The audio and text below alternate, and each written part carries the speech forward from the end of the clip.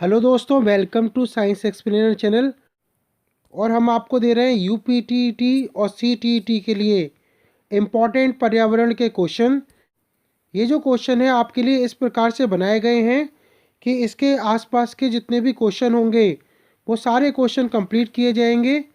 1 से लेकर 15 तक जो क्वेश्चन है वो पहले ही दिए जा चुके हैं, और अब ये यहाँ से आपके 16 से लेकर 30 तक जो क्वेश्चन है वो दिए जाएंगे। और दोस्तों, अगर आपको क्वेश्चन अच्छे लगें तो चैनल को सब्सक्राइब कीजिए। चलिए क्वेश्चन स्टार्ट करते हैं। तो देखिए, क्वेश्चन नंबर 16 है आपका, कुत्ता मछली का आवास है, यानी कि डॉग फिश जो होती है उसका आवास क्या है। तो ऑप्शन है आपका नदी, तालाब, झील और समुद्र। इसमें से कौन सा आवास है जो डॉग फिश जहाँ रहती है। तो देखिए, इसका आंसर है समुद्र। समुद्र में जो है वो डॉग फिश रहती है। डॉग फिश, कैट फिश, समुद्री घोड़ा, ये सभी वास्तविक मछलियाँ होते हैं। और जो डॉग फिश होती है वो शार्क की ही एक वैरायटी है, जिसका जो शेप होता है, उसका जो मुंह होता है वो डॉग की तरह होता है और इसका आकार छोटा होता है।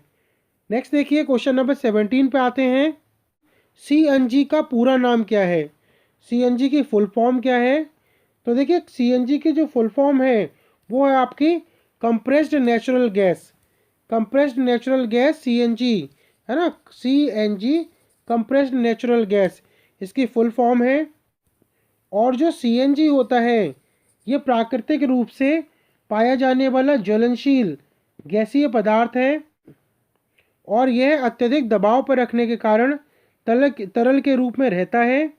इसे वाहनों में प्रयोग किया जाता है, और वाहनों में इसे जो प्रयोग किया जाता है करने के लिए 200 200 से 250 200 से 250 किलोग्राम प्रति सेंटीमीटर क्यूब पर इस पर दबाव रखा जाता है, ठीक है, जिससे कि ये लिक्विफाइड फॉर्म में रह सके।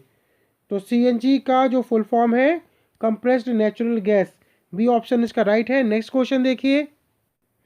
क्वेश्चन नंबर 18, वन्य जीव सप्ताह मनाया जाता है। कब मनाया जाता है वन्य जीव सप्ताह। तो देखिए, 2 अक्टूबर से 8 अक्टूबर तक जो वन्य जीव सप्ताह मनाया जाता है। भारत में प्रत्येक वर्ष वनस्पतियों और जीवों की सुरक्षा और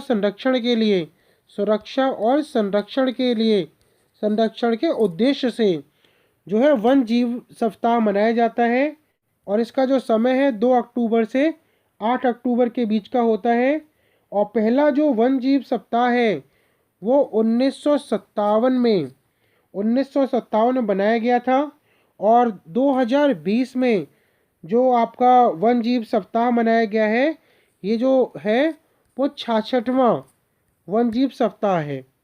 और इसकी जो थीम है वो है एक्सप्लोरिंग ह्यूमन एनिमल रिलेशनशिप, ये इस वर्ष की थीम है। नेक्स्ट देखिए, क्वेश्चन नंबर 19 पे आते हैं। पदार्थ की किस अवस्था में अणुओं के मध्य की दूरी न्यूनतम होती है। ठोस, द्रव, गैस और प्लाज्मा, कौन सी ऐसी अवस्था है जिसमें अणुओं के बीच की दूरी सबसे कम से कम होती है। तो देखिए, ठोसों में जो अणुओं के बीच की दूरी होती है वो सबसे कम से कम होती है। उसके बाद दूरी बढ़ती जाती है द्रवों में, गैसों में, इस तरीके से दूरी बढ़ती जाती है। और पदार्थों के संबंध में ये है कि पदार्थों की जो अवस्थाएं होती हैं वो 3 होती हैं, ठोस, द्रव तथा गैस। किसी पदार्थ की अवस्था उसके अंतराणुक बल यानी कि इंटर जो फोर्स होते हैं, इंटरमोलिक्यूलर फोर्स पर निर्भर करती है। और हाल ही में इसकी 2 अवस्थाएं ली जाती हैं और ऐड की गई हैं। एक है आपका बीई कंडेंसेट यानी कि बोस आइंस्टीन कंडेंसेट, जेसी बोस और आइंस्टीन इन दोनों के नेम पर। और नेक्स्ट है आपकी प्लाज्मा, है ना, प्लाज्मा। तो इस प्रकार की आपकी ठोस, द्रव, गैस, बोस आइंस्टीन कंडेंसेट यानी कि बीई कंडेंसेट और प्लाज्मा, इस प्रकार ये 5 अवस्थाएं होती हैं। नेक्स्ट देखिए, क्वेश्चन नंबर 20, कि कौन सा राज्य टाइगर स्टेट के नाम से जाना जाता है। राजस्थान, पश्चिम बंगाल, गुजरात, मध्य प्रदेश। बहुत ही पॉपुलर क्वेश्चन है ये कि कौन सा जो राज्य है वो टाइगर स्टेट के नाम से जाना जाता है? तो देखिए, मध्य प्रदेश को टाइगर स्टेट के नाम से जाना जाता है और हाल ही में इसने ये दर्जा वापस लिया है अपना। और देखिए, टाइगर जो स्टेट होता है उस राज्य को कहते हैं जहाँ पर टाइगरों की जो संख्या है वो सबसे ज़्यादा होती है। और हाल ही की जनगणना में जो मध्य प्रदेश है, मध्य प्रदेश में सबसे ज़्यादा टाइगर 526 टाइगर पाए गए हैं और इसलिए इसकी जो जनसंख्या सबसे ज़्यादा मध्य प्रदेश में है, इसलिए इसको टाइगर स्टेट के नाम से जाना जाता है। दूसरे नंबर पर कर्नाटक आता है ना, दूसरे नंबर पर आता है कर्नाटक। और कर्नाटक में जो बाघों की संख्या है वो है आपकी 524। नई जनगणना के अनुसार इसकी संख्या है 524 और उत्तराखंड में इसकी संख्या है 442 442। तो हमारे क्वेश्चन के अकॉर्डिंग इसका जो राइट ऑप्शन होगा डी, मध्य प्रदेश को टाइगर स्टेट के नाम से जाना जाता है। नेक्स्ट देखिए क्वेश्चन नंबर 21, निम्नलिखित में किसका वेग अधिकतम है? हवा, जलधारा, ध्वनि और प्रकाश, किसका वेग अधिकतम है? तो देखिए, जो प्रकाश का वेग होता है ये सबसे अधिकतम होता है 3 × 10⁸ मीटर पर सेकेंड, यानी कि 3 लाख किलोमीटर पर सेकेंड प्रकाश का वेग होता है। और ध्वनि का जो वेग होता है वो लगभग 330 मीटर से 332 मीटर पर सेकेंड का इसका वेग होता है। तो हमारे क्वेश्चन में दिए हुए क्वेश्चन के अंदर जो प्रकाश है उसका वेग सबसे अधिक होता है। और देखिए, जो प्रकाश का वेग है, कांच में जाने पर प्रकाश का वेग कम हो जाता है और कांच में इसका जो वेग है 2 × 10⁸ मीटर पर सेकेंड के लगभग इसका वेग होता है। नेक्स्ट देखिए क्वेश्चन नंबर 22 पे आते हैं। 22, सौर सेल द्वारा किस ऊर्जा को विद्युत ऊर्जा में बदला जाता है? रासायनिक ऊर्जा, नाभिकीय ऊर्जा, चुंबकीय ऊर्जा या प्रकाश ऊर्जा? तो जो सोलर सेल होता है किस प्रकार की ऊर्जा को विद्युत ऊर्जा में बदलने का कार्य करता है? तो देखिए, इसका जो आंसर है प्रकाश ऊर्जा यानी कि लाइट एनर्जी को जो सोलर सेल हैं, सोलर सेल की हेल्प से विद्युत ऊर्जा में बदला जाता है। और आपको पता होना चाहिए कि जो सोलर सेल होते हैं उसके ऊपर सिलिकॉन जो आपका अर्धचालक है वो लगाया जाता है और ये सिलिकॉन का एटॉमिक नंबर है, परमाणु क्रमांक है वो 14 होता है। और इसका ये गुण है कि ये कम विभव के साथ कुचालक के समान व्यवहार करता है और अधिक विभव पर ये सुचालक के समान व्यवहार करने लगता है। और पदार्थ के इस गुण को ही अर्धचालक का गुण कहते हैं, यानी कि ये जो पदार्थ होता है सिलिकॉन, ये एक सेमीकंडक्टर होता है। तो हमारे क्वेश्चन के अकॉर्डिंग जो जो आंसर है वो है प्रकाश ऊर्जा, कि सोलर सेल की हेल्प से प्रकाश ऊर्जा को विद्युत ऊर्जा में परिवर्तित किया जाता है। नेक्स्ट देखिए क्वेश्चन नंबर 23, हवा में सर्वाधिक पाई जाने वाली गैस है? Oxygen, carbon dioxide, hydrogen, nitrogen, कौन सी गैस है जो हवा में सबसे ज़्यादा पाई जाती है? तो देखिए, हवा में सबसे ज़्यादा जो पाई जाने वाली गैस है वो है आपकी नाइट्रोजन। नाइट्रोजन सबसे अधिक मात्रा में पाई जाती है। और ऑक्सीजन व नाइट्रोजन, ऑक्सीजन और नाइट्रोजन का अगर हम अनुपात देखें तो 1:4 के अनुपात में ये पाई जाती हैं। और देखिए, जो वायु होती है वो गैसों का एक मिश्रण है। वायुमंडल में जो नाइट्रोजन है ना, नाइट्रोजन जो है उसका जो प्रतिशत है वो 78.09% के लगभग का है। और दूसरे नंबर पर ऑक्सीजन आती है। ऑक्सीजन का जो मात्रा है वो 20.95% के लगभग की है ना, इतने परसेंट ऑक्सीजन पाई जाती है और 1% के लगभग सभी अन्य गैसें पाई जाती हैं। तो ये है इसका कॉम्पोजिशन और सबसे ज़्यादा पाई जाने वाली जो गैस है वो नाइट्रोजन है। नेक्स्ट देखिए क्वेश्चन नंबर 24, और ऊर्जा का नवीकरणीय स्रोत है? कोयला, पेट्रोलियम, पौधे, यूरेनियम, कौन इसका नवीकरणीय स्रोत है? तो देखिए, जो पौधे होते हैं वो इसका नवीकरणीय स्रोत है, ऊर्जा के नवीन स्रोत हैं। और नवीकरणीय जो ऊर्जा होती है इसी को हम लोग अक्षय ऊर्जा या रिन्यूएबल एनर्जी कहते हैं। इसमें वे सभी ऊर्जा शामिल होती हैं जो प्रदूषण कारक नहीं होती हैं, है ना, जो प्रदूषण नहीं फैलाती हैं, उन सबको हम लोग रिन्यूएबल सोर्सेज ऑफ एनर्जी कहते हैं, और उनके स्रोत का क्षय नहीं होता। जैसे पौधे हैं उसको आप दोबारा से उगा सकते हैं। और ऊर्जा नवीकरणीय जो स्रोत हैं वो हैं सौर ऊर्जा, पवन ऊर्जा, जल ऊर्जा, ज्वारीय ऊर्जा, बायोमास एनर्जी, जैव ईंधन, ये सभी के सभी हमारे नवीकरणीय स्रोत हैं। नेक्स्ट देखिए क्वेश्चन नंबर 25 पे आते हैं। 25, ओजोन परत मिलती है। ओजोन परत कहाँ मिलती है?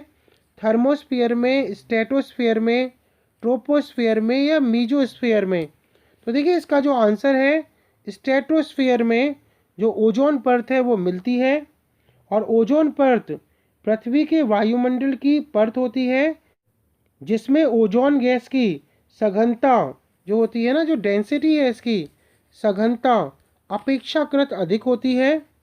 और ओजोन परत सूर्य के उच्च आवृत्ति की जो पराबैंगनी किरणें हैं, है ना, पराबैंगनी जो किरणें होती हैं उनसे हमें बचाती हैं।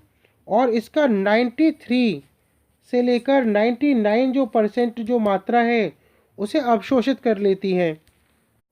और ओजोन परत स्ट्रेटोस्फीयर के निचले भाग में पृथ्वी की सतह से लगभग 10 से लेकर 50 किलोमीटर की दूरी पर स्थित होती है। तो ये है आपकी जानकारी। नेक्स्ट देखिए क्वेश्चन नंबर 26, पर्यावरण अध्ययन के शिक्षक के रूप में आप बच्चों को चिड़ियाघर ले जाने की योजना बनाते हैं। आप बच्चों को निम्नलिखित में से कौन सी गतिविधि करने की अनुमति नहीं देंगे? तो देखिए ए ऑप्शन है चिड़ियाघर के जानवरों के लिए बहुत सारी खाने की सामग्री ले जाना। बी, चिड़ियाघर के विभिन्न जानवर कौन सा खाना खाते हैं इसका पता लगाना। और देखिए सी, चिड़ियाघर में जिन जानवरों को वह देखेंगे उनकी फ़ोटो एकत्रित करना। डी, चिड़ियाघर में उन्होंने जो देखा उसका चित्र बनाने के लिए उनकी ड्राइंग की कॉपी को साथ ले जाना। इनमें से किसकी अनुमति आप नहीं देंगे? तो देखिए इसमें से जो ए ऑप्शन है ये सही है। चिड़ियाघर के जानवरों के लिए बहुत सारी खाने पीने की जो सामग्री है ये आप नहीं ले जाना चाहिए, आपको इसकी अनुमति नहीं देनी चाहिए। इससे बच्चे भी खतरे में पड़ सकते हैं और जानवर भी, दोनों। नेक्स्ट देखिए क्वेश्चन नंबर 27, बीज अंकुरण की अवधारणा को इस तरह सबसे बेहतर तरीके से पढ़ा जा सकता है। ए, बीज बोने, अंकुरण के विभिन्न चरणों का अवलोकन करने और उनका चित्र बनाने की गतिविधि को बच्चों को निष्पादित करने के लिए कहा जाए। बी, अंकुरित बीजों को फोटो दिखाए जाएं। सी, कक्षा में अंकुरित बीजों को दिखाना और अंकुरण की प्रक्रिया को स्पष्ट करना। या डी, बोर्ड पर चित्र बनाते हुए अंकुरण के विभिन्न चरणों को प्रदर्शित करना। तो देखिए इसका जो राइट ऑप्शन है वो ऑप्शन ए होना चाहिए। बीज बोने, अंकुरण के विभिन्न चरणों का अवलोकन करने, यानी कि बीज बोए भी और बीज बोने से इसका प्रैक्टिकल होगा और उसका फिर उसके बाद धीरे धीरे देखते भी चलें और उनका चित्र बनाने की गतिविधि को बच्चों को निष्पादित करने के लिए कहना, यानी कि इसमें सभी चरण सम्मिलित होंगे। तो हमारे जो ऑप्शन नंबर ए होगा ये इसका राइट ऑप्शन होगा। नेक्स्ट देखिए क्वेश्चन नंबर 28, मीरा और दिव्या छोटी लड़कियां हैं। मीरा समोसे, कटलेट और डबल रोटी खाना पसंद करती है जबकि दिव्या ऐसा भोजन पसंद करती है जिनमें लौह तत्वों की कमी है। मीरा और दिव्या को निम्नलिखित बीमारियों में से क्रमशः कौन सी बीमारी होगी? ए, मोटापा और स्कर्वी। बी, स्कर्वी और एनीमिया। सी, एनीमिया और रतौंधी। और डी, मोटापा और एनीमिया। तो देखिए इसमें लिखा हुआ है कि मीरा जो है वो समोसे, कटलेट और डबल रोटी खाती है, यानी कि वो जंक फूड खाती है और जंक फूड खाने से होता है मोटापा। तो आपका जो है ये मोटापा इसमें भी है, मोटापा इसमें भी है। और दूसरा दे रखा है कि दिव्या है वो लौह तत्वों की कमी वाला भोजन पसंद खाती है। तो लौह तत्वों की कमी से होता है एनीमिया। तो हमारा जो ऑप्शन होगा ऑप्शन नंबर डी कि जो मीरा है, मीरा को तो मोटापा होगा और दिव्या को एनीमिया होगा। तो ये हमारा जो डी ऑप्शन है ये राइट ऑप्शन होगा। नेक्स्ट देखिए क्वेश्चन नंबर 29 पे आते हैं। बच्चों को विभिन्न प्रकार के ईंधनों से परिचित कराने के लिए शिक्षक ए कक्षा में कुछ ईंधनों के नमूने दिखा सकता है, बी एक लघु फिल्म दिखाने के साथ खाना पकाने के लिए इस्तेमाल होने वाले संभावित ईंधनों के प्रकारों पर बच्चों के साथ चर्चा कर सकता है, या फिर सी चार्ट पर ईंधनों के चित्र प्रदर्शित कर सकता है, या डी बच्चों से विभिन्न प्रकार के ईंधनों की सूची बनाने के लिए कह सकता है। तो देखिए इसका जो राइट ऑप्शन होगा वो होगा ऑप्शन नंबर बी, एक लघु फिल्म दिखाने के साथ खाना पकाने के लिए इस्तेमाल होने वाले संभावित ईंधनों के प्रकारों पर बच्चों के साथ चर्चा कर सकता है। इससे बच्चों को इन सभी की चीज़ों की खाना पकाने के संबंध में जो भी जानकारी होगी, ईंधनों की जानकारी प्राप्त हो सकती है। तो आपका जो बी ऑप्शन है ये राइट ऑप्शन होगा। नेक्स्ट देखिए क्वेश्चन नंबर 30 पे आते हैं। और देखिए दोस्तों ये जो क्वेश्चन है आपके CTT के एग्ज़ाम के लिए ज़्यादा इम्पोर्टेंट है कि उसमें लॉजिकल क्वेश्चन ही आते हैं। नेक्स्ट देखिए क्वेश्चन नंबर 30, मानचित्र पढ़ने के लिए आवश्यक कौशल में शामिल है। क्या कौशल होना चाहिए मानचित्र को पढ़ने के लिए? ए अभिव्यक्तात्मक योग्यताओं को बाहर निकालने के लिए विलक्षण संप्रेषण कौशल। तो मानचित्र पढ़ने के लिए संप्रेषण की कोई आवश्यकता नहीं है, ए ऑप्शन तो आपका गलत है। बी स्थान, दूरी और दिशाओं की सापेक्ष स्थिति को समझने की योग्यता। सी ड्राइंग और पेंटिंग में विलक्षण कुशलता, तो ये भी विलक्षण कुशलता से भी कुछ नहीं होता। डी ग्लोब पर स्थिति दर्शाने के लिए स्केच और कलाओं का उपयोग करने की योग्यता।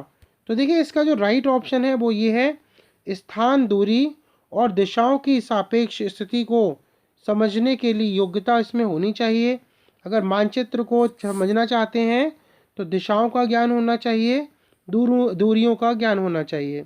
तो दोस्तों ये थे कुछ इंपॉर्टेंट क्वेश्चन आपके। मैं लगातार आपके लिए क्वेश्चन लेके आता रहूँगा। और जिन लोगों ने चैनल को सब्सक्राइब नहीं किया है चैनल को सब्सक्राइब कर लीजिए, बेल आइकन को प्रेस कर दीजिए जिससे आपको लगातार नोटिफिकेशन मिलते रहें। और सारे के सारे वीडियो देखने के लिए आप हमारे प्लेलिस्ट पर जाके देख सकते हैं। Thank you.